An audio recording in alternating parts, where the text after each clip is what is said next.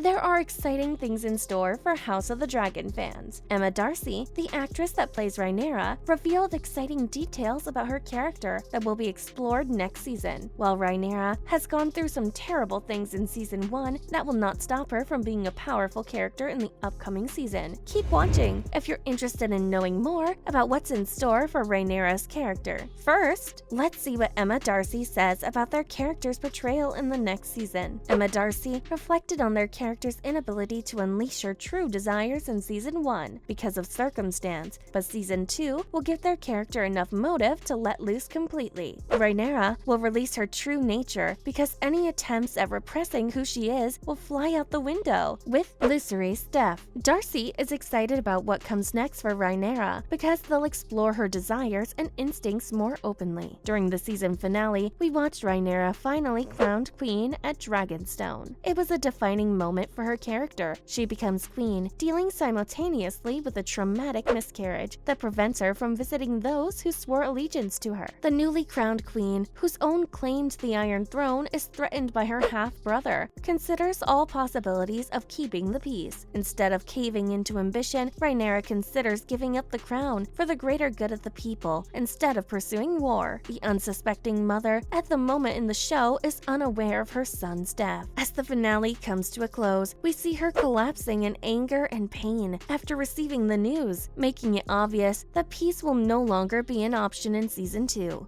Emma Darcy has always said they're excited to explore all of the powerful emotions Rhaenyra goes through in the story. The shift from all peaceful to the Black Queen will be extremely interesting to see going forward into the next season. Next, let's discuss whether Rhaenyra would prefer ambition over peace in the next season. Rhaenyra has always seemed to prefer peace in the Seven Kingdoms over the bleak prospect of war. She feels an innate duty to the kingdoms and doesn't want to unleash the havoc of war. But if you read the final expression on Rhaenyra's face during the season finale, you'll know she'll do the opposite. Losing a child to a tragic death shortly after a miscarriage has to be a prime motive to convince the Black Queen to choose violence. It matters less if the death occurred because of a freak accident, because in the end, a mother has lost a son, which is not something she can forget. The show is supposed to tell the story of how the Targaryen civil war took place, and after watching the season 1 finale, we think it's easy to see Rhaenyra becoming a pivotal figure in the war. After hearing Darcy's statement about the storyline that will be told next season, the newly crowned queen will not let her son's death be forgotten. There's a chance that the story could change or become much more different from what was originally mentioned in the books if the showrunners change certain facts. Since we already know Rhaenyra will rely on instinct more than reason, it might mean she could make significant mistakes along the way. It might also mean that she'll have more misfortunes to bear in times to come. There's one certain thing, however, she is going to be a dangerous enemy for Alicent and Aegon. Now, let's talk about how many allies Rhaenyra might have. You can't win a war without powerful allies, and Rhaenyra has prioritized finding out who her allies were in the last season. It didn't end well for one of her sons, but it leaves an important question to be answered. Who will support her reign? Rhaenyra's sons had left her side to see whether the house of Baratheon, Stark, or Arryn would support her. It was soon clear that Baratheon and the Lannisters were off the list of allies, but we don't know what the Starks and Arryns had to say. So far, we can tell you that Lady Jane Arryn is the queen's mother's cousin. So, could Rhaenyra rely on her thanks to her mother's blood relation? As for the Starks,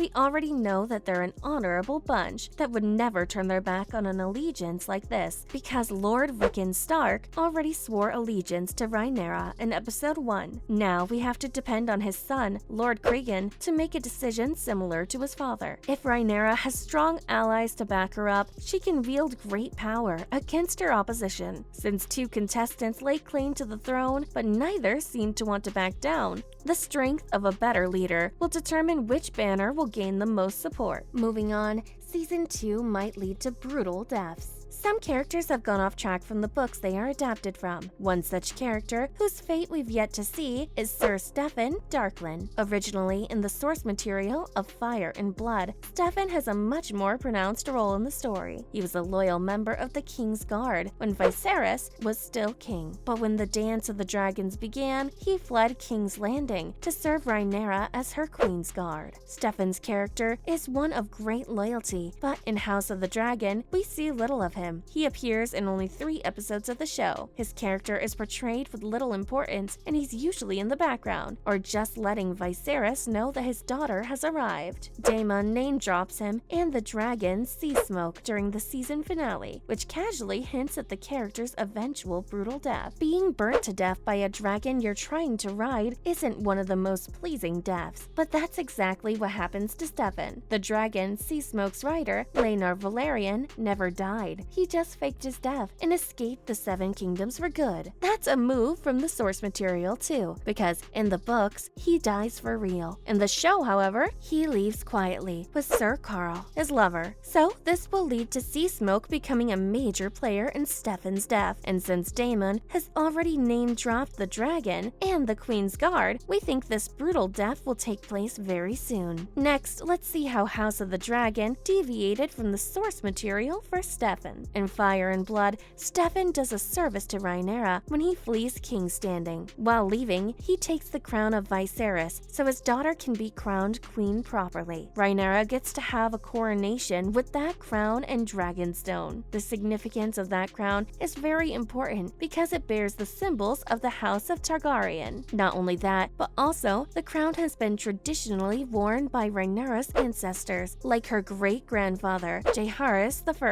who was known as the Conciliator. Her great-grandfather ascended to the throne after a cruel king, so the crown represents what she and her ancestors believed: peace and stability in the 7 kingdoms. The crown is also a symbol that sets Rhaenyra as the destined heir. In the source material, Steffon was the reason the crown ever found its way to her, and because of his loyalty to her and her late father, it seemed only fitting that he was the one to bring it. In the show, however, that is not the case. Steffon's role is replaced by Sir Eric Cargill, who brings the Viserys crown for the coronation. In the show, Eric takes Steffon's place and doesn't warm up to Aegon as king. Thus, he brings the crown to its rightful owner. This change, however, will mean another major event for Eric's character, and it will lead him to opposite sides to his twin brother, Eric, which also represents the general theme of how the Civil War will take place. Finally, Daemon's mention of Seasmoke and Steffon might mean different things next season. Since the show isn't afraid to deviate from the source material in varying ways, it could be said that maybe Seasmoke doesn't kill Steffon after all. It's true that the show has made a conscious decision to raise Eric and Eric's importance in the show, and it does make the story more exciting when the twins become enemies in war, but nothing is certain. For all we know, Steffon's role could be raised to prominence in the next season, but there's a counter theory that suggests that maybe the increased importance of Eric on the show is because he will be promoted. If Eric is placed in a higher position by being promoted to Rhaenyra's head of Queen's Guard, he could also end up being the person who Seasmoke kills. For all we know, these hints could lead to Eric's death by the dragon. Regardless, when the sowing takes place, the event will be a major moment in the show. Sowing is when Prince Jaehaerys Valerian invites all Targaryen illegitimate children and their descendants to try to mount free dragons. When this occurs, the people will have to tame their dragons, and if successful, they'll receive wealth in return. If Daemon's references are to be considered, they might have a massive impact on the story. That's a wrap for this video. Do you think Rhaenyra will forgo peace in the next season? Let us know in the comments below. Give this video a thumbs up and subscribe to our channel for more videos like this. See you at the next one.